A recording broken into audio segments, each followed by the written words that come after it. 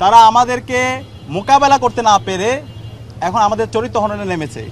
এবং বিভিন্নভাবে যদি আপনারা দেখেন আমার ফেসবুক আইডিতে গিয়ে কমেন্ট সেকশনে ক্রমাগত তারা যে পরিমাণ গালাগালি করতেছে, এবং এখানে গালাগালির ক্ষেত্রে কোনো ধরনের লিমিট নাই, একদম আমার মা বাবা থেকে শুরু করে সব কিছুই।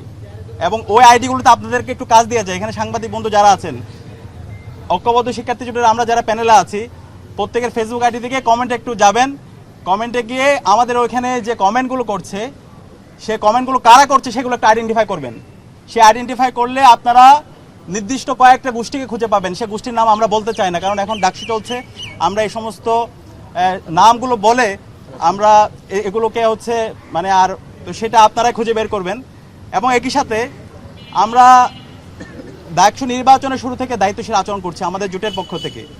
আপনারা জানেন আমাদের জোটের যারা নারী প্রার্থী আছে তাদেরকে ক্রমাগত তাদেরকে সাইবার বুলিং করা হচ্ছে, এবং মেসেঞ্জার থেকে শুরু করে তাদেরকে বিভিন্নভাবে তাদেরকে আক্রমণ করা হচ্ছে।